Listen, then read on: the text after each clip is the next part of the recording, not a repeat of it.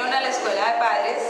La primera, mi nombre es Adriana Rojas, soy abogada, directora del Centro de Conciliación de la Cámara Colombiana de la Conciliación. Es la entidad que está haciendo el programa de formación de mediadores escolares dentro de la institución Gimnasio Moderno Castilla. En este momento de nuestro programa pasamos ya al módulo 2. El módulo 2 es el módulo donde escogimos a los mediadores escolares de los grados 4º y 5º de primaria, 6º, 7º, 8º, 9º y 10º, y pues estamos trabajando en la formación de ellos para que ellos sean nuestros negociadores dentro del colegio con los conflictos escolares. Y pues creo que por aquí tenemos a papás de los niños que están formando parte de ese programa, y pues más adelante nos gustaría que nos contaran cómo es la participación de sus hijos en el programa. ¿Quiénes vinieron a la Escuela de Padres de la primera citación? Bueno, ahí abordamos varios temas, ¿se acuerdan? Abordamos el tema, pues, la presentación de nuestro programa, de lo que era la conciliación, de la importancia de la dirección y crianza de los padres. Hablamos de los 5 lenguajes del amor. ¿Se acuerdan de esos 5 lenguajes del amor? El primer lenguaje era palabras de afirmación. El segundo lenguaje era tiempo de calidad. El tercer lenguaje era actos de servicio. El cuarto lenguaje era toque físico. Y el quinto lenguaje era regalos. Y dijimos que regalos no significaba que tuviéramos que estarle comprando el regalo que salió en la televisión, de todo. Y que era importante aplicar esos 5 lenguajes para la educación y formación de sus hijos. Hablamos también de los 4 acuerdos. ¿Se acuerdan del primer acuerdo? El primer acuerdo, que iba en consonancia con los 5 lenguajes del amor, era el primero, ser impecable con tus palabras. Entonces, lo mismo que en los 5 lenguajes, palabras de afirmación, las palabras que yo debo utilizar hacia mis hijos deben ser palabras que edifiquen. El segundo acuerdo era no imagines ni supongas. Y eso nos llevaba a, antes de nosotros regañar a nuestros hijos, escuchar y comprender qué era lo que pasaba. Porque somos muy dados por nuestra misma naturaleza humana a tener juicios a priori, a decir, pero usted ¿por qué hizo?, cuando resulta que la historia era lo contrario. El tercer acuerdo era no tomes nada a pecho. O sea, hablábamos del ejemplo del camión de basura. Si el camión de basura viene y bota la basura acá y yo me paro, pues voy a recibir la basura. Pero si yo me quito del lugar donde el camión bota la basura, pues no voy a recibir la basura, ¿cierto? Y el cuarto acuerdo hablábamos que era da lo mejor de ti. Uno como padre tiene que dar lo mejor para la formación de sus hijos. Y eso es lo que vamos a hablar hoy. Hoy vamos a hablar cómo nosotros como padres podemos dar lo mejor para la formación de nuestros hijos. Y eso tiene que ver algo con una palabra que la doctora me puede corregir si me equivoco, que se llama patria potestad. La patria potestad son los derechos y obligaciones que tienen los padres, papá y mamá, independiente de que no vivan juntos, sobre los hijos que no han sido emancipados. Emancipados quiere decir que una vez yo llego a la mayoría de edad, de acuerdo a nuestras leyes, pues yo ya soy ciudadana en ejercicio porque puedo votar, ¿cierto? Y tengo más autonomía en la toma de decisiones. Diferente a lo que es custodia, que custodia tiene que ver con el cuidado de los niños. En muchos padres confunden la custodia con la patria potestad. Se da el ejemplo cuando los padres son separados. El niño vive con la mamá y no con el papá, y el papá está con el niño solamente los fines de semana. Entonces, o puede ser caso contrario, ¿no? No, señores, no piensen que estoy generalizando que siempre va a ser así. Puede ser el caso contrario. Entonces dice, no, pues como el niño vive con usted, usted es la que se encarga de cuidar al niño y usted me responde por lo que le pase al niño. Pero resulta que cuando el niño se va el fin de semana con el papá, ¿cierto? Ese fin de semana, ese día, esos 2 días, esa media hora que el papá o la mamá están con el niño, cuando el niño no vive con ellos, ahí estoy trasladando yo la custodia. Entonces fíjese que yo no puedo vivir con mi hijo porque mi hijo puede vivir con el papá, pero cuando mi hijo está conmigo, yo soy responsable de la dirección que tengo con mi hijo y de lo que le pasa a mi hijo. Entonces diferenciemos muy bien los términos de custodia y patria potestad. Hay una frase, devuélvete la primera, que la hemos usado en la primera presentación y la seguimos usando en esta.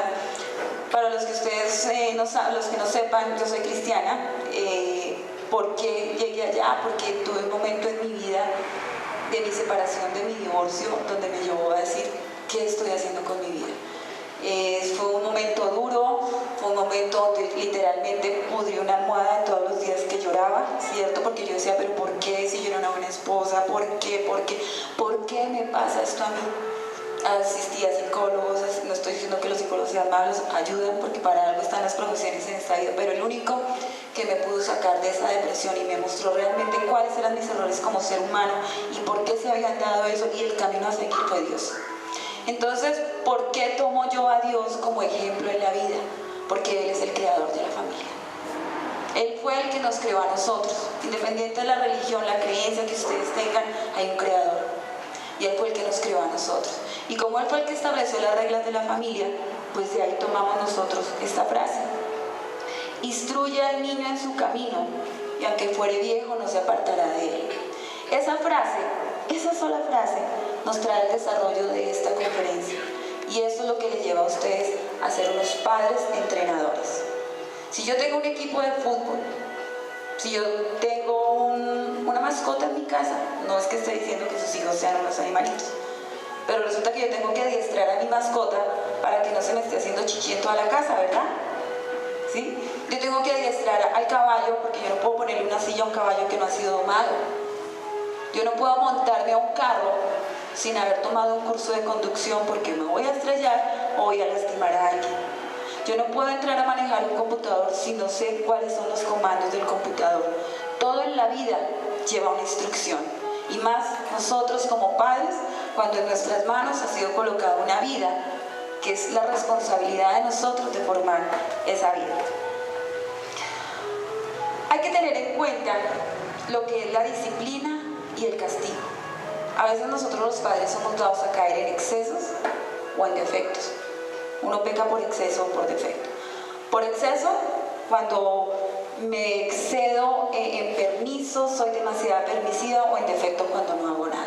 Fíjese que todo exceso es peligroso. Pero yo tengo que confundir la palabra disciplina con castigo. Una cosa es disciplinar y otra cosa es castigar. A veces yo digo, no, es que yo lo disciplino, entonces como yo lo disciplino lo agarro a golpes. No, eso no es disciplina, eso es castigo en los límites del abuso, sobrepasando los límites del abuso. Disciplina viene del latín discípulos. Discípulos se entiende que va a la palabra discípulo. Cuando yo hablo de un discípulo, ¿cierto? Si nos vamos al oriente, cuando hablo de un discípulo, pues el discípulo hace lo que su maestro le enseña, ¿cierto? En el oriente le dicen sensei. Los niños que están en clases de artes marciales, la persona que les está enseñando en esas artes es el maestro, y ellos son sus discípulos. Sus hijos, señores, son sus discípulos. Y ustedes son maestros por naturaleza divina. ¿Y por qué son por naturaleza divina? Porque desde el momento que los niños están en nuestro vientre, nosotros empezamos a conocerlos y a entenderlos. A conocerlos porque cuando estábamos embarazadas, por ejemplo, yo le cogía asco al atún. Yo no podía oler nada del atún porque me daba náuseas el atún. Y mi hijo hoy no soporta el atún. ¿Por qué? Porque yo le transmití eso a él. A conocerlo porque yo sabía que cuando lloraba, el niño llora por hambre, por sueño o porque había que cambiarle el pañal. Y entonces el niño ya empezó a conocerme, porque fíjese que así como yo conozco a mis hijos me conocen a mí. Entonces mi hijo empezaba a llorar y yo ya estaba ya de un brinco. O sea, yo era la mamá elástica, ¿cierto? De un brinco estaba ya porque él ya sabía que con el llanto llamaba mi atención. Pero nosotros tenemos que empezar a disciplinar, porque si nosotros no empezamos a disciplinar a nuestros hijos, ellos son más ágiles que nosotros, nos conocen y entonces nos empiezan a manipular, ¿cierto? Desde pequeños manipulan.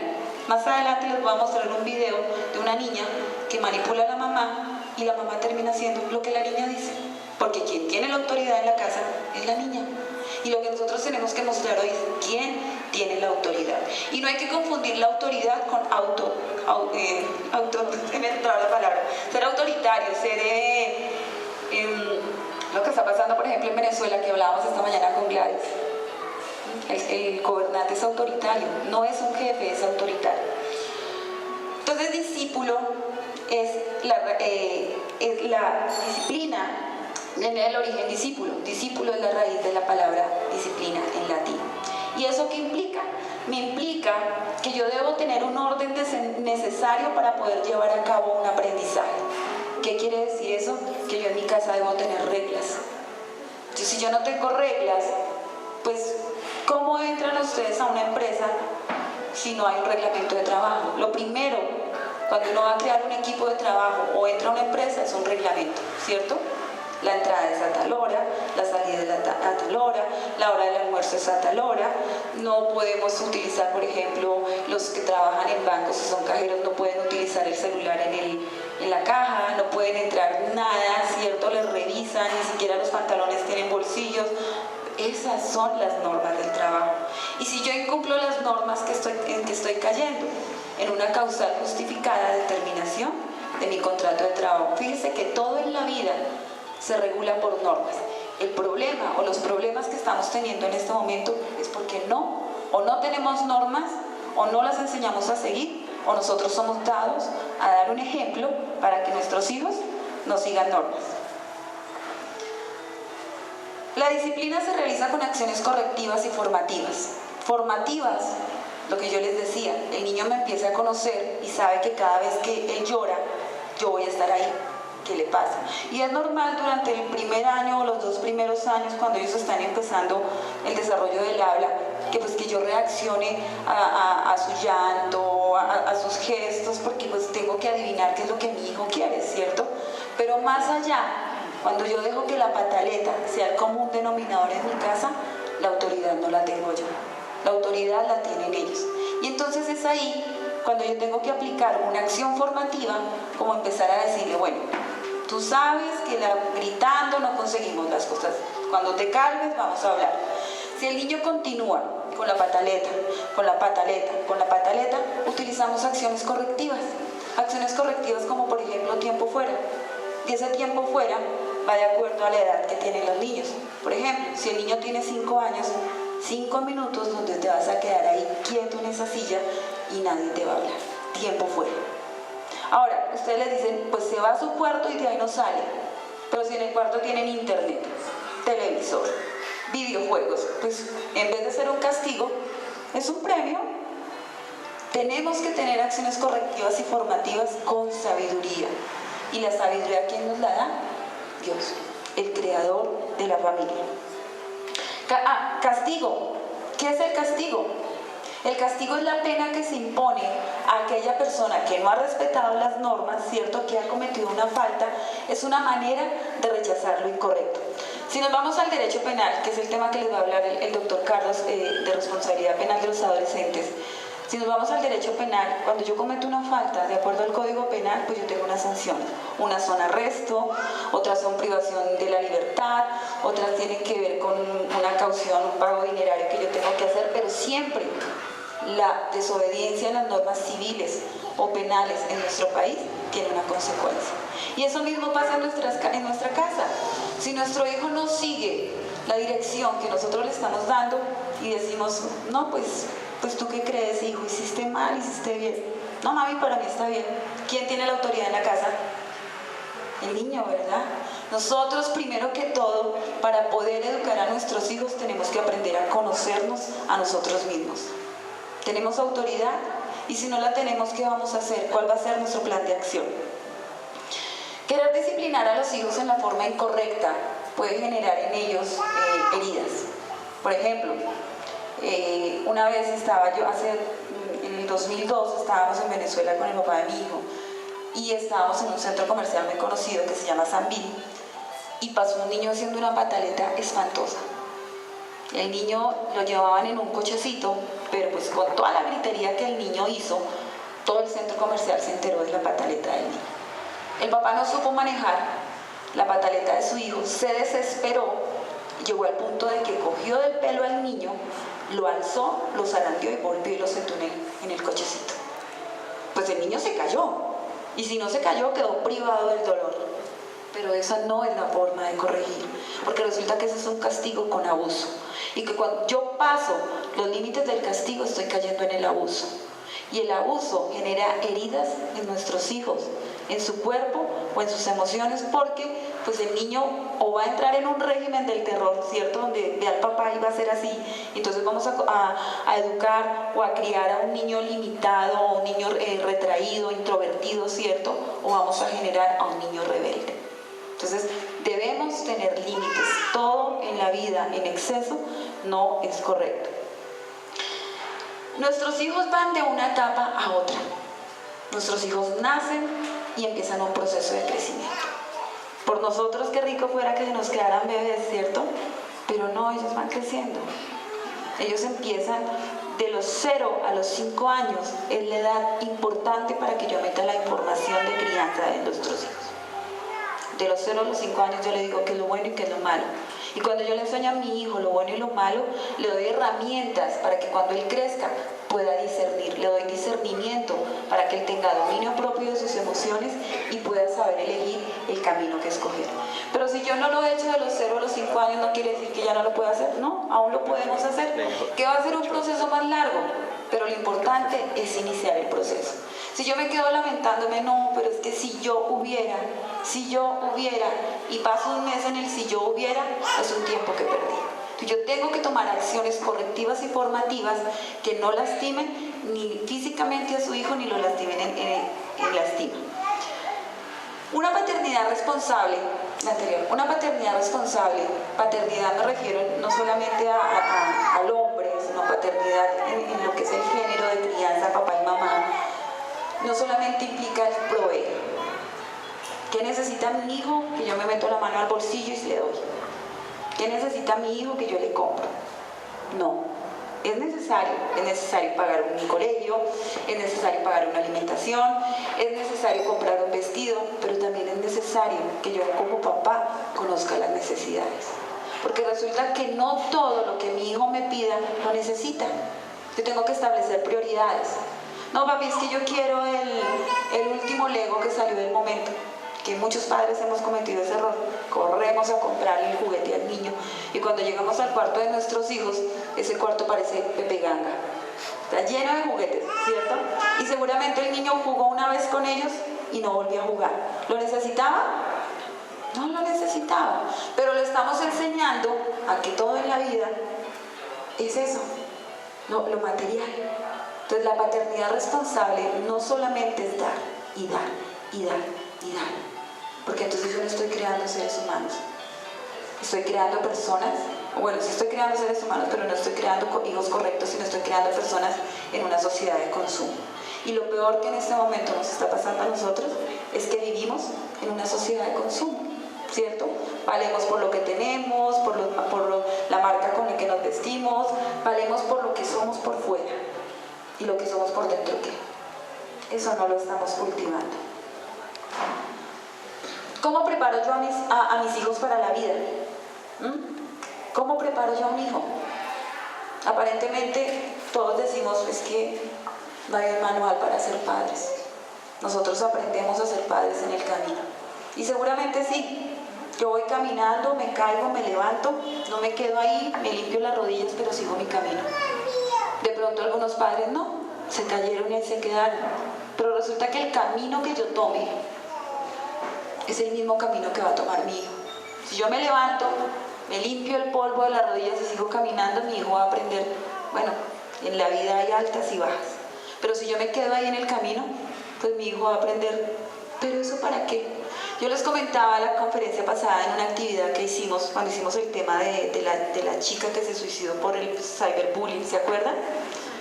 Que a uno de los muchachos de noveno, fue eso, ¿no? Noveno. Cuando llegamos al final de las tablas que les presentamos, porque nosotros no hablábamos, sino pasábamos hojas, y ellos leían, fue una clase muda, ese día fue una clase muda. Uno de ellos al final, cuando hacemos la retroalimentación de la actividad, les preguntamos, ¿el suicidio es la salida, es la solución? Y algunos contestaron sí. O sea, la muchacha se iba caminando, se cayó y no se volvió a levantar. El suicidio. Y dijeron sí. Entonces inmediatamente nosotros nos sorprendimos y dijimos, ¿pero por qué? La respuesta de uno de ellos fue, pues si tiene la vida destrozada, ¿ya para qué? Se le arruinó la vida. No había una fortaleza en ese muchacho que contestó. Seguramente si él piensa eso, en algún momento de su vida lo pensará. ¿Por qué? ¿Dónde están las fortalezas? ¿Dónde les hemos enseñado a nuestros hijos que si nos caemos nos levantamos? No, porque nuestros hijos en este momento viven en una soledumbre. Y soledumbre es pues, que lamentablemente están siendo educados por el televisor, por internet, por las redes sociales, por los amigos y de últimas llegamos nosotros a ver qué hacemos. Cuando lo primero que debería estar primero en ellos son los valores morales. ¿Dónde está mi relación con Dios? ¿Dónde están los valores de la casa? Sería el número 1. Número 2, vamos nosotros, los padres. Desde que nos levantamos hasta que nos acostamos tenemos que hacer un seguimiento de nuestro hijo. Cuando nosotros iniciamos un proyecto en el área laboral, nosotros primero hacemos una planeación de ese proyecto, ¿cierto? En el sistema de gestión de calidad se utiliza lo que se conoce como el ciclo PHDA. Planear, hacer, verificar y actuar. Planeo. Seguramente muchos acá planeamos tener hijos. O a otros de pronto los hijos llegaron sin esperar, pero no era nuestro plan. Era el plan de Dios de ser los papás. O sea que sí hay una planeación. Y de acuerdo a esa planeación, tengo yo ya una vida en mis manos. ¿Qué voy a hacer con esa vida? No es un muñeco, no es un juguete, no es una mascota, es una vida. ¿Qué voy a hacer con esa vida en mis manos? Tengo que tener un proyecto de vida para mí como padre y empezar a estructurar el proyecto de vida de mi hijo. Eso va en la etapa de planeación. En el hacer, lo que yo planeé, voy a meterlo en el colegio, voy a enseñarle cuáles son las normas de la casa, le voy a enseñar que cuando nos sentemos a comer vamos a orar por los alimentos, le voy a enseñar que me levanto, me baño los dientes, al mediodía me baño los dientes, al acostarme me baño los dientes. Le voy a enseñar a los niños que cuando van a orinar levanten las 2 tapas, porque no hay nada más molesto que sentarse a orinar en un baño que ya está orinado, ¿cierto? Le voy a enseñar eso. Le voy a enseñar a mi hijo que a las 8 de la noche se apaga el televisor. Le voy a enseñar a mis hijos que los celulares en la mesa no se permiten. Estoy planeando. Y como yo ya planeé, llegó el momento de hacer. PHDA. Llegó el momento de hacer. Y en el hacer que estoy, empiezo a utilizar acciones correctivas y formativas dentro de la planeación que hice para la vida de mi hijo. El B, verificar. Tengo que verificar que lo que planeé y que lo que se está haciendo se está cumpliendo. Y el A tiene que ver con las acciones correctivas y formativas.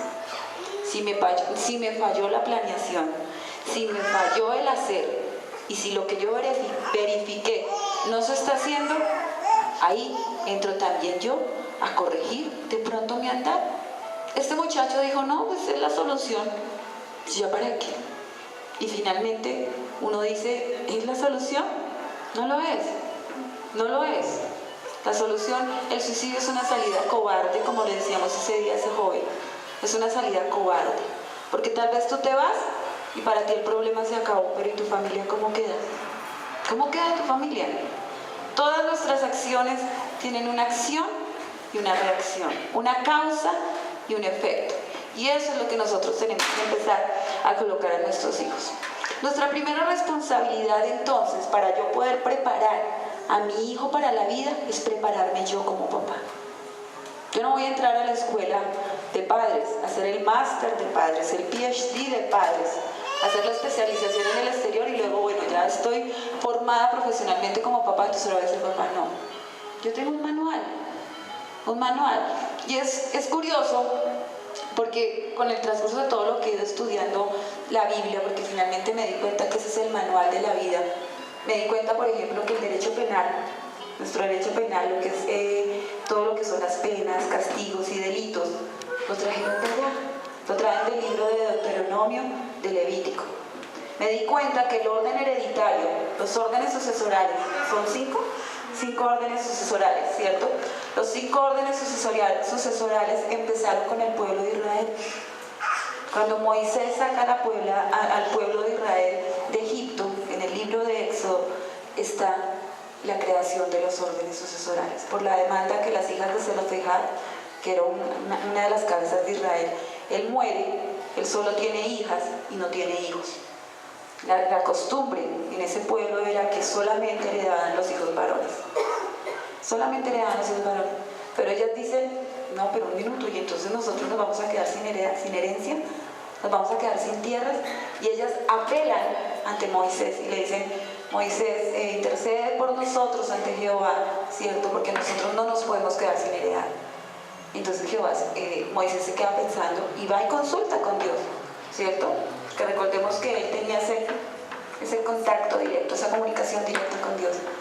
Y Dios le dice, sí, las hijas de Zelofehad tienen razón. De ahora en adelante las herencias se repartirán así, que es nuestros órdenes sucesorales ahora. Y si nosotros nos remitimos al Código Civil, ahí está. Si nosotros nos empezamos a averiguar por qué la tierra tiene una inclinación, en el libro de Josué, llegó un momento donde Josué oró a Dios para que el tiempo se devolviera. Y Dios respondió a la oración de Josué y el tiempo se devolvió. Y científicamente ya está comprobado que la inclinación de la tierra se debe a eso. O sea, una cantidad de cosas que ustedes empiezan a investigar y de dónde vino esto. Seguramente a alguien se le ocurrió, sí, pero se le ocurrió ¿por qué? Porque encontró una fuente. Y esa fuente le dio la inspiración para hacer eso. Entonces nosotros tenemos un manual. No lo tomen porque ustedes tienen que estar toda la vida dándose golpes. Mea culpa, y latigándose, no. Pero el solo libro de Proverbios los enseña a ustedes que es de donde sale esta enseñanza. Les puede enseñar a ustedes muchas cosas y los puede formar. El Salmo 127 nos dice, si no se edifica la casa, en vano trabajan los que edifican. Si no se edifica la casa, en vano trabajan los que edifican. ¿Quiénes de acá son arquitectos o ingenieros civiles?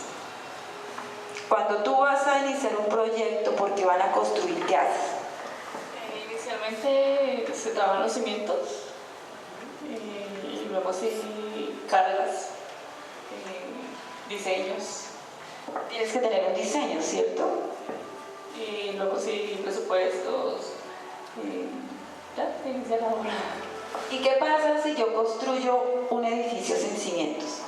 Se me cae. ¿Se dan cuenta que tiene razón? En vano se edifica una casa si no tengo cimientos. Los cimientos de su casa son ustedes. Porque casa no solamente es la linda o el lindo apartamento, la linda casa que tenemos, la casa la hacemos nosotros. La casa viene de la palabra hogar y hogar viene de la palabra hoguera. Cuando yo prendo una hoguera, lo normal es que todos nos hacemos alrededor de la hoguera, ¿cierto? O prendemos una hoguera y cada uno en 4 esquinas. Todos nos hacemos alrededor de la hoguera, ¿cierto? ¿Quién no se ha hecho alrededor de una hoguera? ¿Quién sí se ha hecho alrededor de una hoguera? Esa es la palabra hogar. Todos alrededor, todos unidos. Entonces, yo tengo que tener unos cimientos y unas bases para poder construir. Y para poder construir los cimientos de la educación, o unos principios de autoridad, o unas reglas de crianza sobre mis hijos, tengo primero que conocerme a mí como padre, cambiar las cosas que no estoy haciendo bien, y segundo, tengo que conocer a mis hijos. ¿Y cómo conozco yo a mis hijos? Primero, tengo que saber cuál es la naturaleza de mis hijos, ¿cierto? Tengo que aprender, los hijos no son una propiedad de nosotros. Yo tengo una casa y la escritura pública y la anotación en la oficina de registro de instrumentos públicos me dice que yo soy la propietaria, ¿cierto? ¿O me equivoco? Me da el título, pero sobre mis hijos yo no tengo un título. Se me concede el gran honor de ser la madre de Miguel Ángel Maecha Rojas. Seguramente el registro civil de nacimiento da fe de que yo soy la mamá, pero eso es para efectos civiles y para efectos de responsabilidad, lo que les va a explicar el doctor Carlos de la posición de garante de los padres. Eso es para efectos civiles, pero los hijos no son una propiedad nuestra. Los hijos son un préstamo, es un regalo de Dios. Antes de tener a Miguel Ángel, yo tuve 2 abortos. Yo siempre quise tener hijos. La primera vez que me enteré que estaba embarazada, pues para mí eso fue una emoción. Llamé a mi familia, la noticia, y al mes perdí al bebé. Cada vez que yo quedaba embarazada, el feto no se pegaba, no sé qué pasaba, y expulsaba naturalmente los fetos. Y para mí eso era muy traumático, porque yo decía, pero yo, ¿por qué yo no?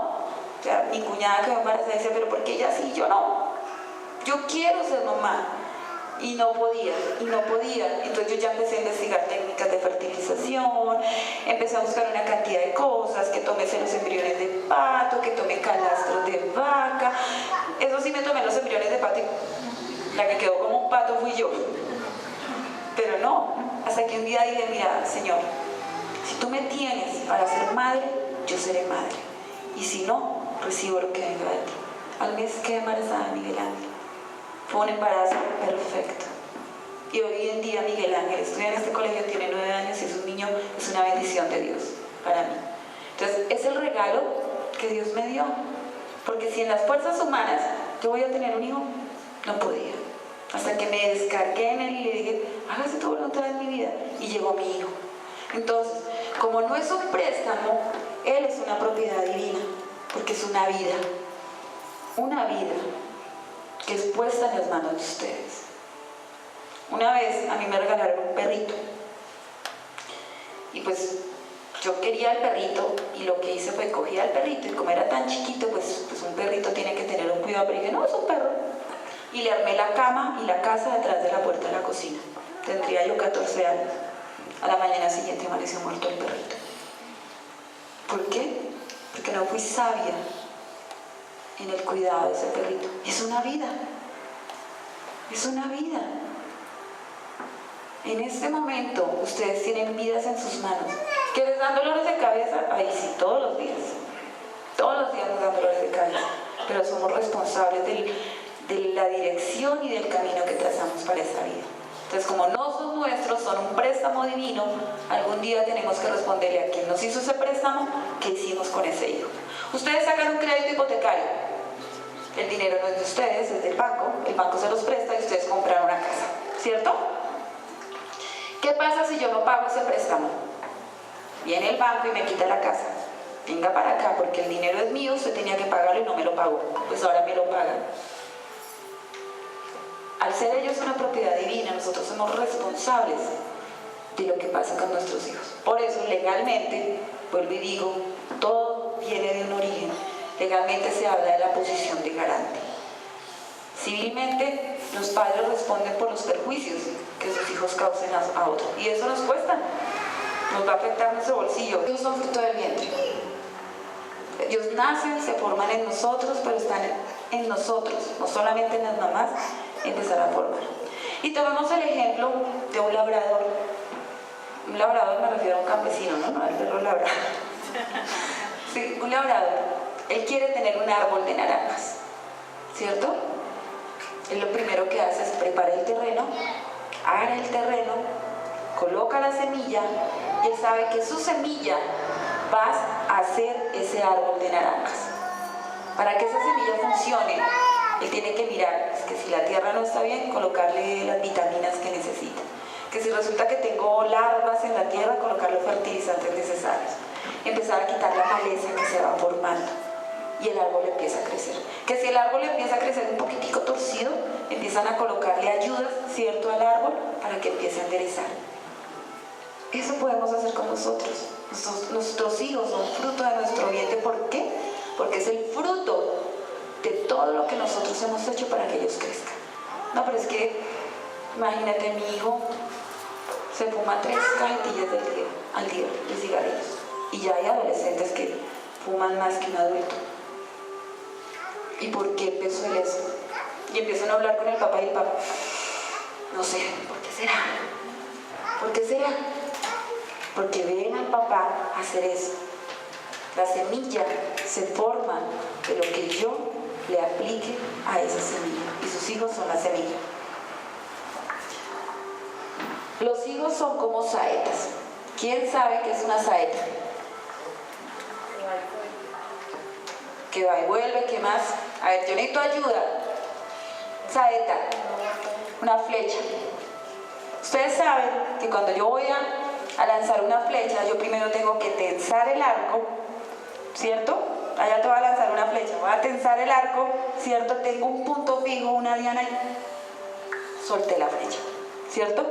Nuestros hijos son como saetas. Cuando yo lanzo la flecha y la flecha ha sido lanzada de una forma incorrecta, ya no puedo enderezar el curso de esa flecha. Pero si yo me preparo y empiezo a hacer cursos de arco, empiezo a saber que tengo que tener una posición, que el pie tiene que ir así, que tengo que mirar así, ¿cierto? Que tengo que soltar de una forma, o sea, todas las técnicas para poder lanzar una flecha en un arco, la flecha llega a su destino.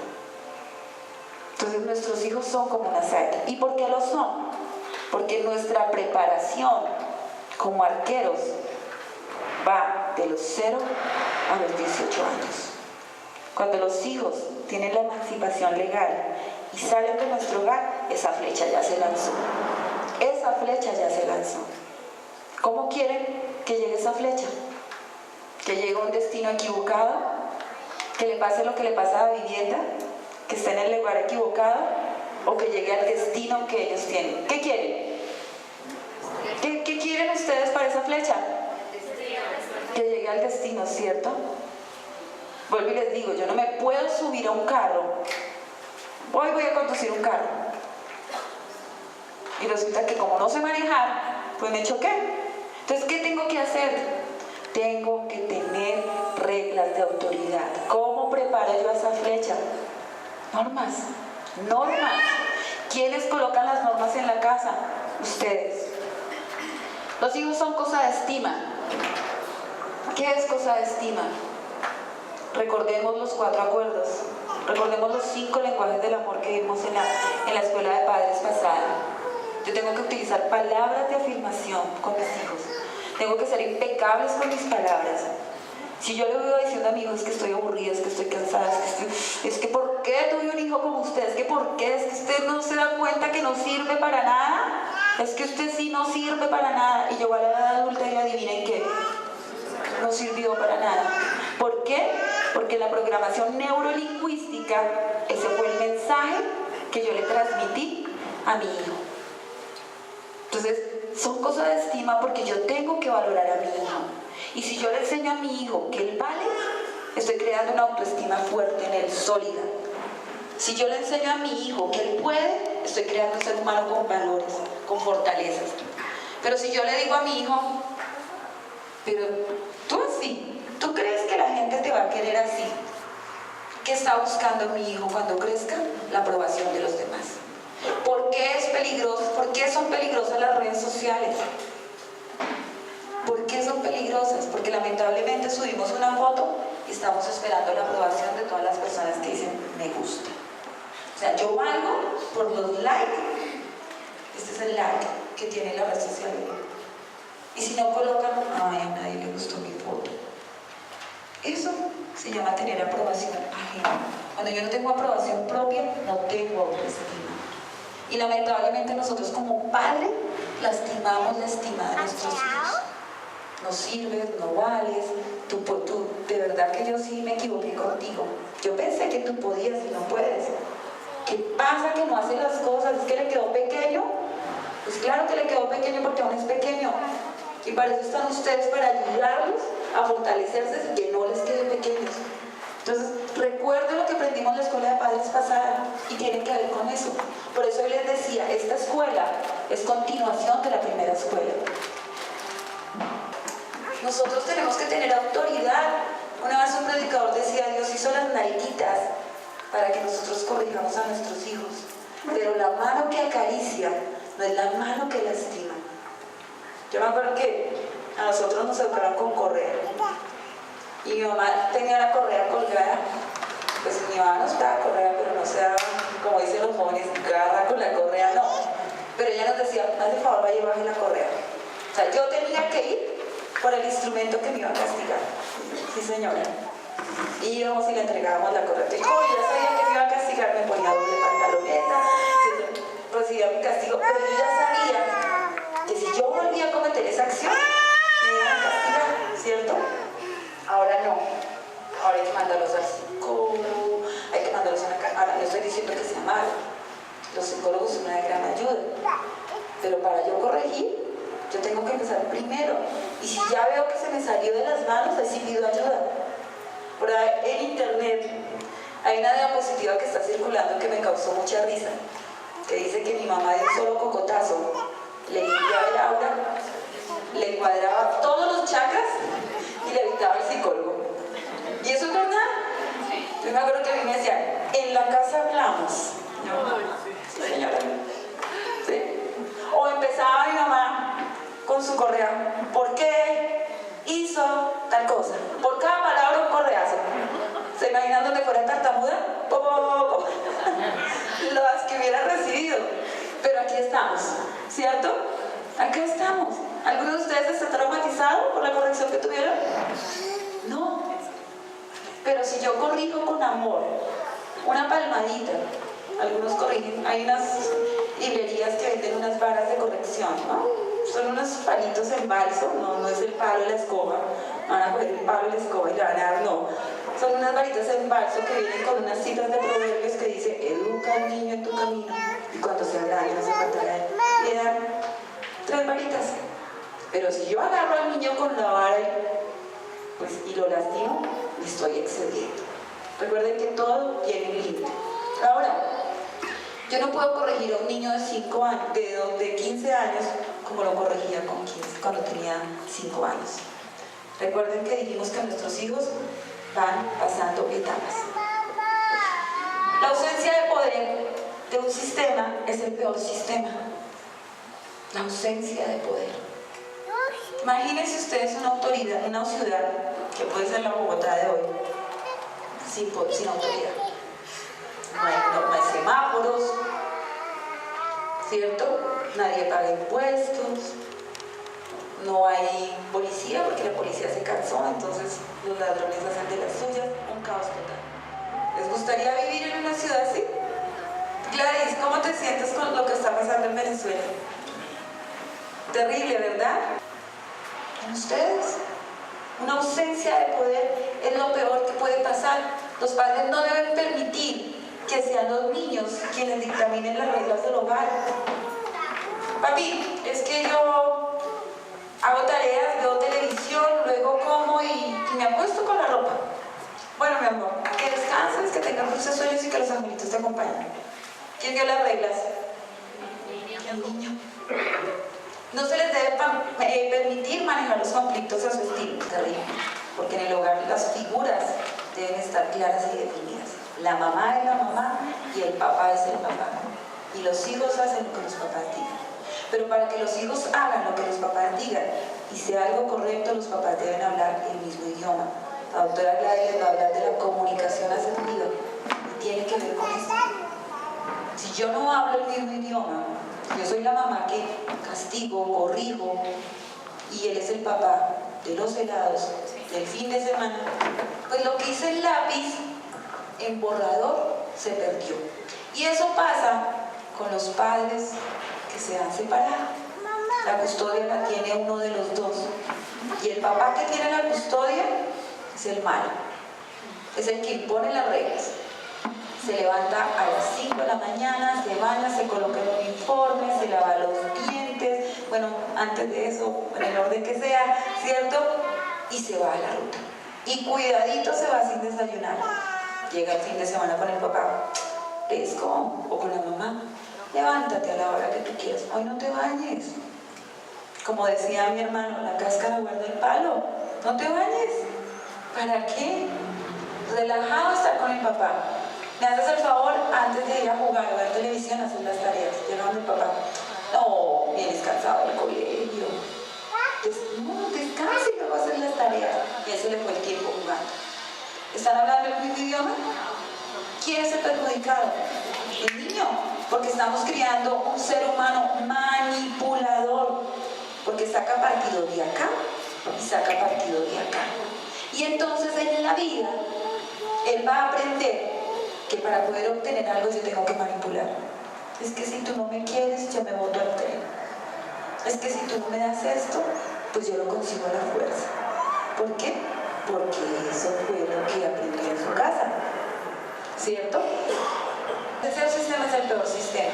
No se le debe entregar el control. La mamá le entregó el control a la niña. La niña le dijo, yo he sido una niña viciosa, yo te consiento, soy amorosa, ya hice chichi como tú me dijiste, me merezco el helado. Y la mamá le dijo, no, tú ya comiste roscón, comiste una cantidad de cosas, ya es de noche, no es hora de comer helado. Pero mami, cuando yo le abro la puerta a un pero, perdí la discusión. El pero puede significar, mira, tú hiciste esto mal, pero si tú haces tal cosa, de pronto el fin de semana yo miro si te levanto el castigo. El pero puede ir condicionado a que si él aprendió la lección, se le puede levantar el castigo. Pero si el pero va condicionado a que él gane, perdí, y entonces la autoridad en mi casa la tiene mía. Los hijos son productos de la educación del hogar. Resulta que tenemos una equivocada creencia de que yo envío a mis hijos al colegio para que el colegio los eduque. Pero ¿cómo es eso? ¿Pero cómo permite que el niño haga eso? Le dicen los papás a las profesoras. ¿Cómo permite usted, papá, que su niño llegue al colegio a hacer cosas de esas acá? Los niños se comportan acá como se comportan en la casa. Si yo veo a un niño que en clase, en vez de estar sentado como se debe sentar uno en clase, se sienta con las piernas cruzadas, pues es lo que vi en la casa. Porque si en la casa les permito que se sienten y hagan así en el comedor, ellos asumen que si mi mamá lo acepta, es porque está bien, ¿cierto? Y es lo que hacen acá. Si en la casa yo negocio las reglas, ellos vienen a negociar las reglas acá. Un día le dije a un muchacho de noveno que entubo la sudadera. O sea, tras de que entubo la sudadera se colocó unas medias que parece que no eran medias de natación, que no tenía medias. Le dije, ¿por qué te colocas la ropa así? Porque me gusta. Y siguió derecho. Cuando el reglamento del colegio dice otra cosa. Pero ¿quién permitió que ese niño saliera de la casa así? Los papás. Hagan un poquito que la moda, el libre desarrollo de la personalidad. Pero a nosotros los papás se nos olvida que ese derecho fundamental que está en la Constitución de 1991 tiene límites. Mis derechos como ser humano, como ciudadano, terminan cuando se chocan con los derechos legales. Mi límite es el inicio de los derechos legales. Si yo sobrepaso por encima de Gladys para hacer valer mis derechos, para conseguir lo que quiero, estoy vulnerando un derecho fundamental. Y de ahí que nuestro Estado creó la acción de tutela. Entonces, los padres han acudido, voy a presentar una acción de tutela porque el colegio está vulnerando el libre desarrollo de la personalidad de mi hijo. Que venga con los pelos parados y que venga con arete al colegio. Si ustedes permiten que su hijo use arete en la casa, es decisión de ustedes, porque son ustedes los que están formando, pero acá no. Acá no. Acá hay un manual, acá hay unas normas. Y los derechos fundamentales no solamente son para las personas naturales, también para las personas jurídicas. Y el colegio, al ser una persona jurídica, tiene derechos fundamentales. Y los derechos de su hijo fundamentales terminan cuando empiezan los derechos del colegio. Y los derechos del colegio empiezan cuando yo como padre me he leído el manual de convivencia. Y así va a ser todo en la vida. Los hijos aprenden por reflejo. Ustedes son el espejo de lo que su hijo va a hacer en la vida. Hijo, dile al Señor que viene a cobrar el televisor que no estoy.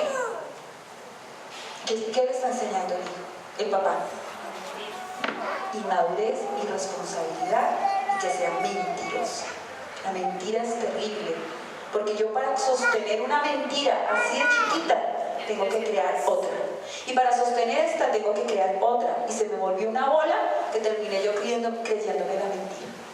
Eso es lo que le estamos enseñando a nuestros hijos. Cuando uno de los valores que yo tengo que enseñar a mi hijo es la honestidad. Y honestidad no solamente es no robar. Honestidad es ser claro y recto con lo que yo soy, con lo que yo digo. Si digo es blanco, es blanco. Si tenía que llegar a las 8, son las 8. Si tengo que irme a las 10, es a las 10. Eso es claro. Eso es lo que yo le tengo que enseñar a mis hijos. Pero no, resulta que estamos enseñando lo contrario. Mira, me haces el favor, tú a mí me respetas porque yo soy tu papá. Pero resulta que el papá está respetando a la mamá. Pero entonces, ¿cuál es la norma del respeto? El papá sale de la casa o la mamá sale de la casa y desde que sale es una pelea continua con la sociedad. Pelea con el camión, pelea con el peatón, como va tarde, pelea con el reloj, ¿cierto? ¿Dónde está el respeto? El respeto de las normas de tránsito. Regreso de venida para acá, atropellaron a un ciclista. No en la salida principal, sino en la siguiente. Y seguramente alguno de los dos rompe una norma y mire lo que pasa. Y eso pasa. Pero ¿dónde aprenden ellos? En nosotros. Yo tengo que proveer un sistema que me permita enseñar las normas del hogar. Infancia y adolescencia. Vamos a hablar de eso, pero antes quiero darles las gracias en nombre de la Cámara Colombiana de la Conciliación, en nombre del Ministerio de Justicia, por habernos permitido ustedes trabajar con sus hijos. Son unas personas maravillosas y más que nosotros venir a impartir conocimientos, venimos a retroalimentarlos. Ellos son nuestros maestros en muchas cosas que hoy podemos compartir con ustedes. Quiero darles también gracias a la institución, al colegio, al cuerpo docente, al cuerpo administrativo, al cuerpo operativo. Porque a diferencia de lo que estamos viendo en otros colegios, aquí hay un compromiso total. Hay una interacción y se ve que los educadores, el cuerpo administrativo también tienen un compromiso con sus hijos, así como lo tienen ustedes. En esta charla, pues agradezco la presencia de ustedes, pero tal vez debería estar más enfocada a los papás que no vinieron a, ¿sí? Aquellos que creen que aquí esto es un convenio en el cual yo entrego un bebé, mensualmente doy una suma de dinero y en 20 años voy a reclamar un ingeniero. Esto es un trabajo de todos. Quiero que se den un aplauso a ustedes, que le demos un aplauso.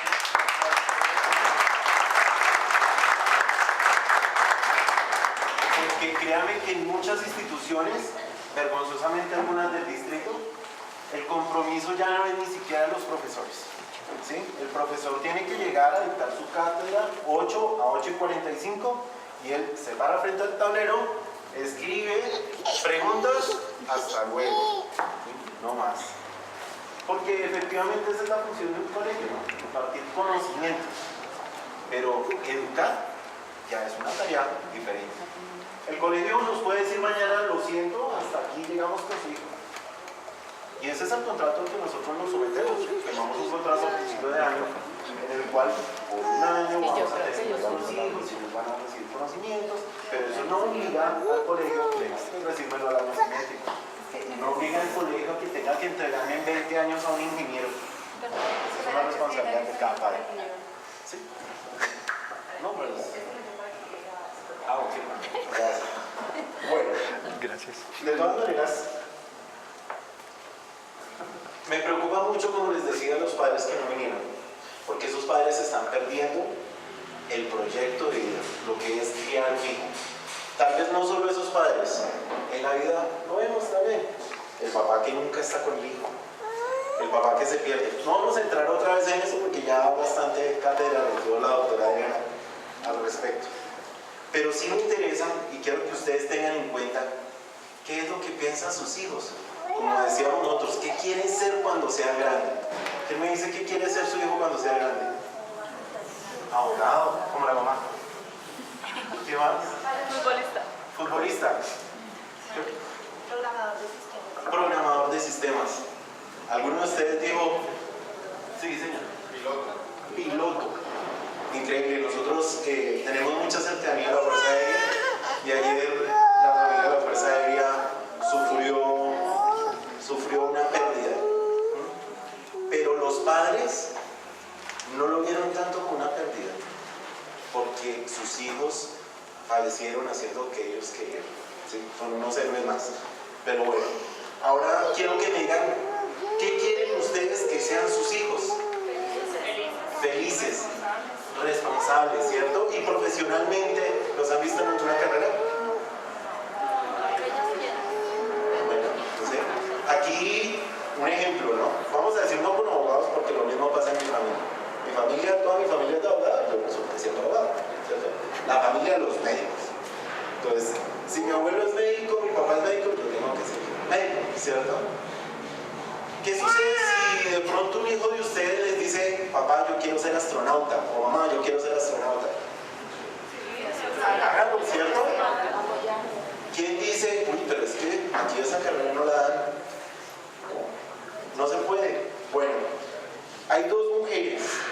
Luz María Martínez, ella estudió ingeniería física en la FIT de Medellín. Y ella desde pequeñita quería ser astronauta. Hoy es la directora del programa del viaje a Júpiter. Cuando pequeñita dijo, no, mija, usted en lo máximo llegará hasta Europa. Claro, ella va a llegar, pero a la luna en Europa, en Júpiter. Tenemos otra persona, Diana Trujillo. Ella es la que lidera el proceso del Mars Explorers. El Mars Explorers, efectivamente aquí no tenían cómo estudiar para ser astronauta. La familia tampoco tenía dinero para ser astronauta. Pero de alguna manera ella llegó a Florida y allá sí tuvo los medios, no porque la familia los dio, porque ella misma se los buscó, trabajó en los veranos y todo eso. ¿Por qué? Porque desde pequeñita ella se fijó esa idea. Aquí le hacemos homenaje al astronauta frustrado. ¿Sí saben cuál es el astronauta frustrado? El que a Marte más no pudo. ¿Sí? A Marte más no pude. ¿Sí? No digo que sea una mala persona, aunque lo es, ¿cierto? Profesionalmente fue una gran persona y fue un gran filósofo. ¿Sí? Él decía, no importa que seas zapatero, lo importante es que seas el mejor, ¿cierto? De igual manera dijo, no importa que sea el doctor, si es el ejemplo malo del pueblo. ¿Y es lo que tenemos que ver? Efectivamente, esa es la posición garante. ¿Qué es la posición garante? Es la responsabilidad que cada familia tiene de crear el proyecto de vida del menor. No solo en cuanto a lo que va a hacer, sino en lo que hace. ¿Sí? ¿Cómo estamos criando a los hijos? Aquí la doctora Diana nos da un ejemplo clarísimo, ¿no? Llega el señor que cobra el televisor y pone el ejemplo. Dígale que no estoy. Entonces llega el juez, papá, hay un señor que viene a hacer un embargo. Sí, mijito, dígale que siga, ofrézcale una silla. No, papá, no le sirve una, le sirve todo el comedor. ¿Sí? O le dicen, tan lindo el niño. Dice los mismos madrazos que dice el papá. Le da patadas también a la mamá. Es que es un macho, él sí sabe cómo son las cosas acá. Nosotros estamos aceptando desde un principio y al ser padre una patria potestad, que fue con lo que abrió la charla la doctora Diana. La patria potestad es la responsabilidad que nosotros tenemos de ese proyecto de vida que es nuestro hijo. Y los derechos de ese hijo están por encima de los derechos de todos los demás. A tal punto que si nosotros como padres no somos capaces de sufrirlo, el Estado lo hace. ¿Sí? Usted no puede ser el papá de este niño, listo. El niño aparece mañana y los niños buscan su hogar. Y vamos a buscarle primero un familiar cercano o otra persona que sí le pueda dar un proyecto de vida o una capacidad a esta persona. La excusa de muchas familias dice, no, es que nosotros somos separados. Y sí, hoy en día es muy común que los padres que los hijos tengan padres separados.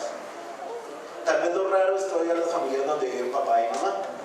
Aunque cuidado, porque muchas veces en esas familias donde vive papá y mamá, el papá todas las noches le pega a la mamá, o al contrario, porque hoy en día es la mamá la que le pega al papá, ¿cierto? Entonces, estas familias disfuncionales van a quedar en la cabeza del niño. No importa que mi papá y mi mamá sean separados, ¿de quién es el derecho de tener una familia? Del niño, no de los padres, ¿sí? A mi oficina llegan seguidos los casos. La mamá, no, es que el degenerado ese no le quiere dar la cuota alimentaria al niño. Y el papá, no, es que esa loca no me deja ni ver al niño. Y uno dice, ¿y qué será de ese niño, hijo de un degenerado, de una loca? ¿Cierto? Ese es un grave error para que ustedes lo consideren. Primero, quien tiene el derecho es el hijo.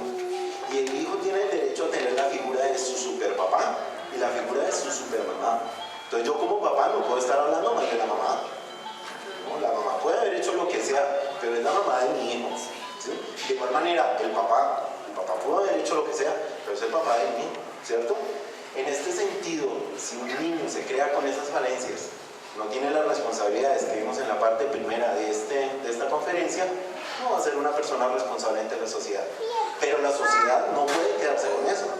No es que el niño cometió un delito y, bueno, dejémoslo así. No, porque siempre que se comete un delito, hay una persona afectada. Para el derecho penal se llama una víctima. Y esa víctima merece un resarcimiento. ¿Y quién puede ser víctima de un delito? Una persona, cualquier persona, ¿sí? E incluso la propia sociedad, ¿cierto? Hay delitos, no delito siempre es mate a una persona. Digamos una contravención, me pasé un semáforo en rojo, ¿sí? No hay una víctima como tal, sí, claro, la víctima es la misma sociedad. Esta persona está violando las reglas y probablemente va a causar un accidente. ¿Sí? Como también lo dijo la doctora Adriana, siempre que hay un delito, se transgrede una norma, tiene que haber una responsabilidad.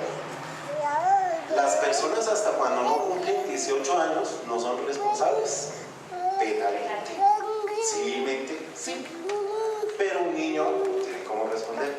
¿Quién va a responder por él? Los papás. La víctima tiene derechos, derecho a la reparación, a la verdad y a la justicia. Casi siempre lo vemos la reparación. ¿La reparación qué es? Me estrelló el carro, vale 50.000 pesos, 50.000 pesos y se acabó el problema. No, tiene que haber otros procesos. No les voy a leer los 200 artículos porque eso es un hueso, ¿sí? O sea, es muy ladrilludo. Eso es como el binomio cuadrado perfecto. ¿Sí se acuerdan de eso? ¿Sí? ¿Algún papá de niño de décimo, de 11? ¿Sí se acuerda del binomio cuadrado? Entonces ahí hay que jalarle las orejas, o a la mamá o al profesor. A la mamá porque no le está ayudando a hacer las tareas al niño, o al profesor porque no les ha enseñado. No está el profesor, digamos que es el profesor. Bueno. Entonces, como les digo, el articulado ustedes lo pueden consultar. Está en la ley 1098, está en el COMPES, lo pueden buscar por internet, tal vez sus hijos lo encuentren mejor. Pero el ideal de eso es como la profesión del abogado es como la del sepulturero. Muy bonitos de amigos y todo, pero cuando uno le dice, mis servicios están a su orden, ellos dicen, no, gracias, más bien, nadie quiere un problema. Entonces, más bien, evitemos, tengan ustedes las responsabilidades, y para evitar ustedes verse inmersos en un proceso penal, en algo delictivo, o peor aún, de un hijo que esté descargado, caído en la drogadicción, ¿sí? En malas mañas, tengan mucho cuidado, sobre todo por una cosa, porque aquí en nuestra cultura echa la ley, echa la trampa. Resulta que el sistema de responsabilidad penal para adolescentes contempla unas penas muy diferentes a las que son para los adultos. Es diferente que un menor cometa un homicidio a que lo cometa un adulto en cuanto a las consecuencias, porque el delito es el mismo. Pero a un menor no va a tener una pena privativa de la libertad de 40 años, por decirlo así, por un homicidio doloso. Va a tener una pena mucho menor, y no lo va a cumplir en una cárcel modelo, en una cárcel distrital, lo va a cumplir en un instituto que busca resarcir los derechos de ese menor. Porque no es una pena sino un resarcimiento de derechos, porque se entiende que la culpa no es del menor, sino de aquellos padres que no le dieron la orientación al menor. Entonces, la pena máxima para esta persona va a ser entre 3 y 5 años. Traslademos eso a nuestra realidad social. Las bandas criminales, si están buscando un sicario, van a preferir buscar a un adolescente que probablemente no lo van a tener sino 5 años en la cárcel, a un adulto que lo van a tener 40 años. ¿Sí? Esto simplemente era un llamado de atención. Voy a darle la palabra a la doctora Gladys, que nos va a hablar de la comunicación asertiva. Nuevamente les agradezco mucho el habernos permitido trabajar con su familia y con ustedes como familia. Y le doy nuevamente gracias al colegio. Que tengan buen día.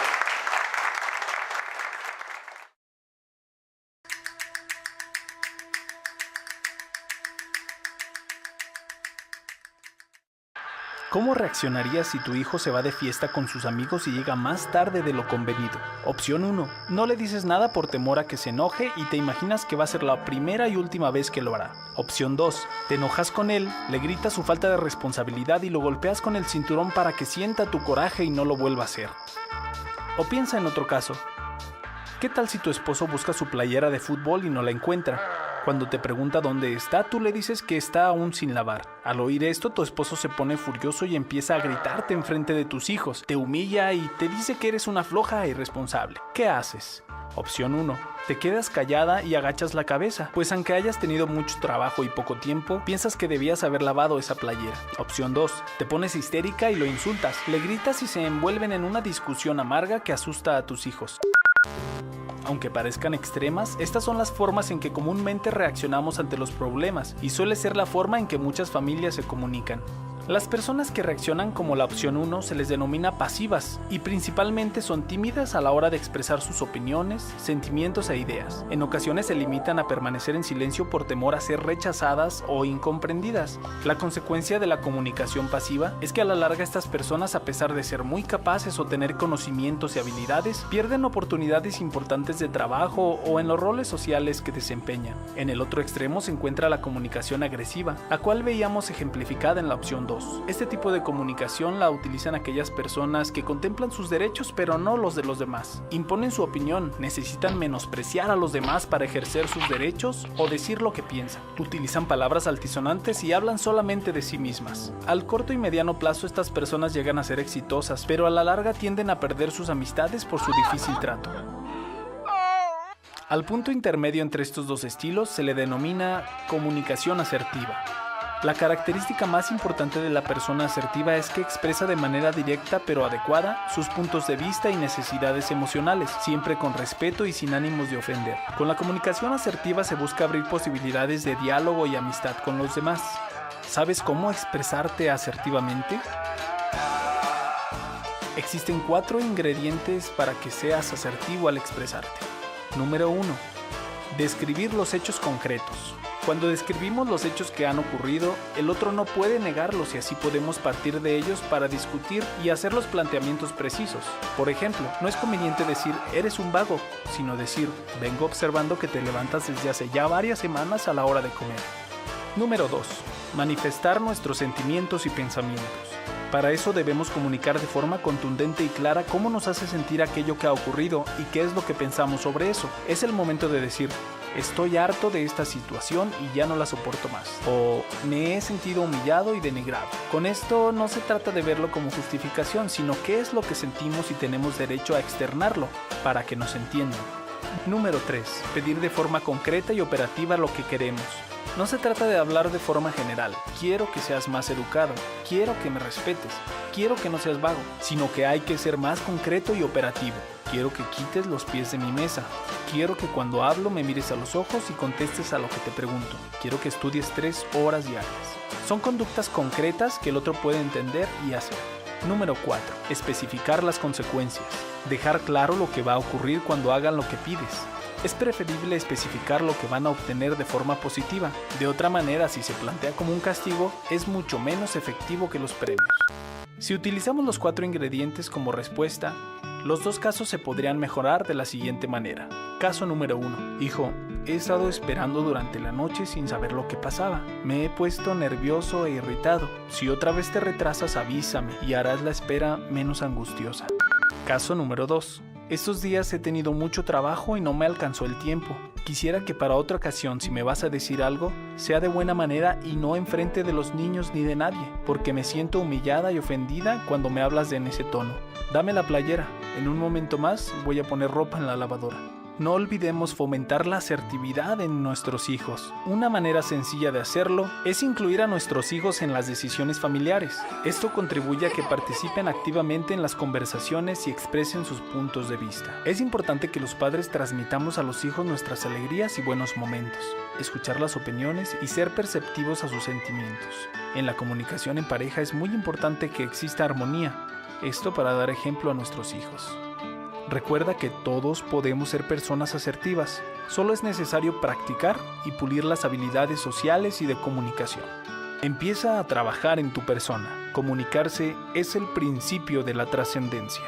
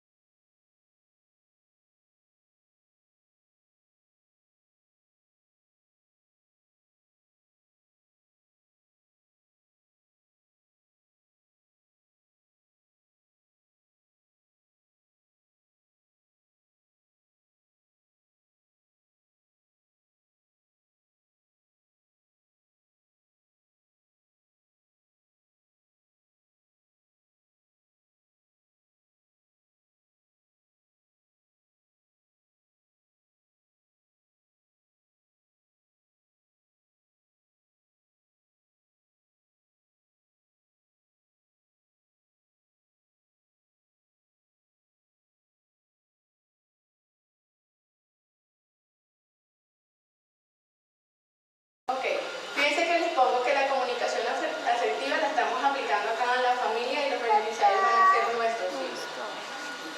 Entonces, aquí ya doy el concepto total, fíjense. Comunicación asertiva cuando la persona es capaz de expresar los sentimientos, los pensamientos, los deseos, defiende sus derechos sin violar el del otro. Y aparte de eso está abierto a la negociación, al diálogo, al compromiso. Entonces tiene varios ingredientes. Si bien es cierto yo voy a respetar al otro, también es cierto que yo voy a asumir compromisos en este diálogo y los tengo que cumplir. ¿Qué cosa puedo hacer para que en el momento en que voy a comunicarme con mi hijo sea la comunicación más efectiva? Brindar a los hijos atención cuando ellos quieren hablar. ¿Qué quiere decir eso? Que realmente los tengo que escuchar. No es que yo esté haciendo una labor en la casa o esté haciendo otra cosa mientras estoy hablando con mi hijo. Una de las cosas que más me han dicho los chicos es, yo estoy hablando con mi mamá y ella pegada con el celular. O le estoy diciendo algo a mi papá y mi papá está viendo televisión o en la computadora. Y la persona le dice, pero dime que yo te estoy escuchando. No, eso no es prestar atención, es mirarlo a los ojos, es escuchar realmente, darse cuenta cómo en su carita demuestra que algo que te está diciendo es importante, cómo se está sintiendo. Eso no lo puedes ver mientras tú estás viendo el computador y hablando con él. Es imposible. Tratar de entender los sentimientos de los muchachos sin juzgarlos. A veces ellos tienen sentimientos o hacen cosas que para ellos son importantes y para nosotros a lo mejor es algo que ya vivimos y sabemos cómo resolverlo y nos parece tonto, pero no, para ellos es su primera experiencia. Y entonces debemos comprender lo que ellos están sintiendo y buscar la manera de nosotros transmitirles lo que ya hemos aprendido. Oír calmadamente y concentrándose en escuchar al chico. Mantener la puerta abierta a cualquier conversación, no solamente a los temas que a mí me parecen adecuados hablar contigo, es los temas que tanto a él como a mí nos hagan falta conversar. O sea, yo tengo que escuchar cuando mi hija quiera hablar, que ella quiere tener relaciones con el novio. Lo tengo que escuchar aunque sea un tema que me cueste. Prepararme para ese momento estudiando, leyendo, buscando personas que me den su opinión y sentarme a escucharla, conversar con ella, plantearle por qué sí, por qué no, vamos a discutirlo con calma. Es un tema difícil, pero lo tengo que hacer. Evitar humillar o lastimar al hijo con burlas o risas, precisamente cuando viene a hablar con nosotros nos necesita. Entonces debemos tener la capacidad de tomar en serio lo que él nos esté diciendo o lo que ella nos esté diciendo. Puede ser que el niño venga a decirnos a nosotros, mami, pero es que mi amiguito no me quiere hablar más, él dice que no quiere ser mi amigo. Ven, vamos a sentarnos. ¿Por qué tú crees que él dice eso? ¿Qué crees tú que causa que él no quiera ser tu amigo? Vamos a analizarlo, me parezca una tontería. Es importante. No decirle, ay, no le parece a eso, si no es él te habla a otro, ¿cuál es el problema? No, hay que darle importancia a lo que ellos nos dicen. Ayudar a los hijos con su autoconfianza. O sea, nosotros estamos formando en nuestro hijo su autoestima. Y su autoestima para él es muy importante nuestros comentarios. Precisamente lo que decía la doctora. Si nosotros constantemente estamos diciendo, no, es que usted no quiere servir para imagen que le estamos haciendo a nuestro hijo de él. Y es terrible. Entonces debemos nosotros más bien entusiasmarlo a hacer cosas nuevas y a decirle si puedes. Es difícil, pero si puedes. Vamos a intentarlo. Juntos, yo te apoyo. ¿Qué puede hacer para desarrollar y mejorar esa comunicación en la casa? Hay unas cosas muy sencillas. Ustedes pueden agarrar o bien una pizarra como esta o un papel, ponerlo a la mano y tener una reunión y explicar en la familia qué vamos a hacer. Vamos a anotar en todo lo que son los miembros de la familia cuáles son esos comentarios positivos o negativos que nos decimos constantemente. Podemos hacer un papel para cada miembro, un papel para mamá, uno para papá y uno para cada uno de los hijos. Entonces, cada vez que la persona sienta que recibió una palabra positiva, la anota. Cada vez que sienta que alguien le dijo algo negativo, lo anota. Al final del tiempo, después de que ya ha habido un examen o un tiempo largo, vamos a revisar cuáles son esos comentarios. Y entonces, con esos comentarios, nosotros podemos ver en qué situación estamos en la familia. ¿Somos una familia pasiva? ¿O hay gente entre la familia que es pasiva y acepta todo lo que el otro dice, mientras hay otro que es un tirano y todo siempre agresivo?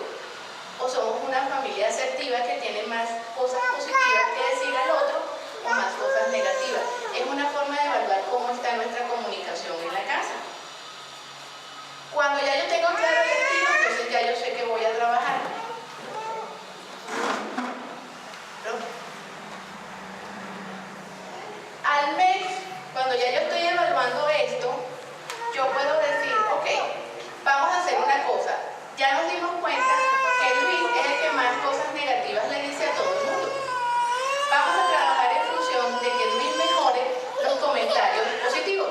Entonces, en las siguientes semanas, vamos a seguir los que siempre decimos cosas positivas, diciendo cosas positivas, y Luis va a tratar de incrementar cosas positivas para los demás.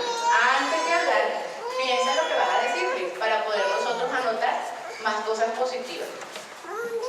De esa forma vamos llevando a los muchachos y a la persona que está dentro de nuestro hogar siendo agresivo a cambiar su manera de hablar a todos los miembros. Podemos establecer un sistema de recompensas. Ese sistema de recompensa es en base a ser amables. Mientras más el miembro de la familia que sea más amable es el que de repente puede decidir si esta semana vamos a la ciclovía o vamos al parque a jugar fútbol. ¿Sí? Entonces, es una manera de compartir en familia y de recompensar a la persona que más amable es. De repente logramos que nuestro amigo Luis, que es el que más decía cosas negativas, al final del mes diga cosas positivas, sea el más amable, entonces él se acostumbre y vea que hay algo positivo de ser así, de escuchar al otro, de entender al otro. Precisamente, háblame en castellano, porque en histérico no lo entiendo. Gracias, muchas gracias por venir. Espero que de verdad sea muy provechoso para ustedes. Esto tiene una continuación más, que ya es un taller más que se va a hacer de cierre de todo el proceso que hemos estado llevando con las personas de la alcaldía que nos acompañaron hoy. ¿Okay? Cuando ya tengamos eso, pues le mandamos igualmente la invitación. Espero verlos acá como los hemos visto en los anteriores talleres, y seguiremos trabajando con nuestros alumnos acá para lograr precisamente una mejor comunicación. Gracias a todos.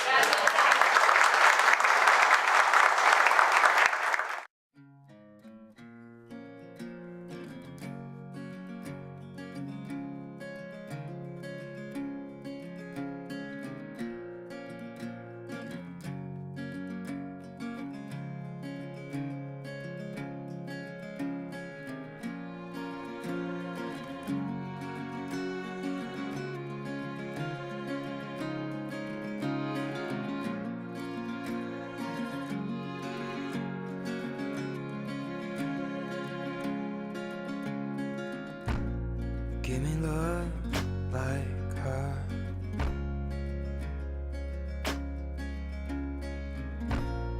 Lately I've been waking up alone.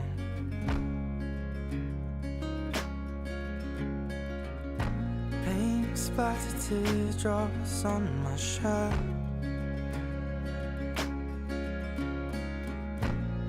Told you I'd let them go, and that I'll fight my corner. Maybe tonight I'll call you after my blood turns into alcohol. No, I just wanna hold you. Give a little time to me, we'll burn this out. We'll play hide and seek to turn this around. All I want is the taste that your lips allow. My mind,